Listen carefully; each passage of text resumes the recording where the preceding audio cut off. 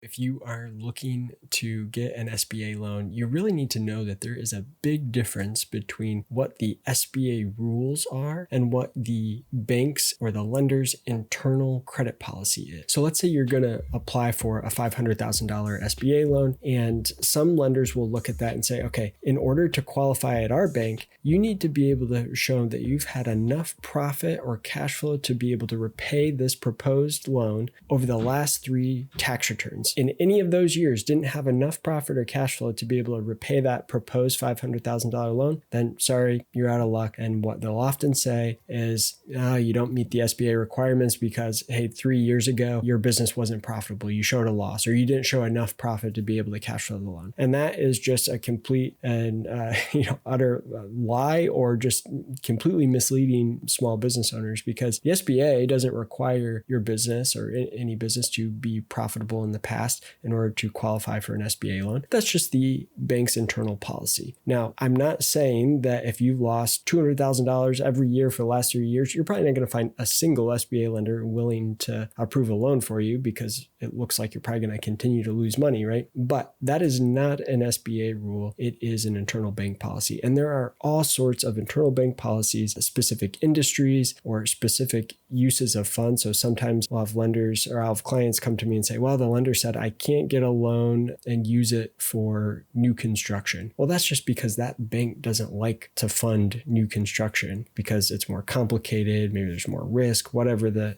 issue may be. It takes longer to make the loan, to close out the loan. And so there could be a bunch of reasons why different lenders might not like certain things, and they often blame it on the SBA because they're trying to save face at the bank. They don't want the bank to look bad or look like the bank made the decision to deny you. So they make it seem like, oftentimes they make it seem like it's just the SBA's fault. And the other thing that I often hear that folks will run into is they say, well, the lender, is a VP at such and such bank. And I have to often break the news that a lot of times in small business lending, VP of business lending or business development officer, vice president, business development officer, that's often like an entry-level position at the bank. That's like the entry-level small business lender. You assume they have authority. You assume that they're telling you they know all the rules. The reality is they probably don't. They probably don't even know. A lot of times what I find is that the employees really don't even know what's an internal bank policy and what's an actual SBA loan rule. So do your own research, head to ChatGPT or something,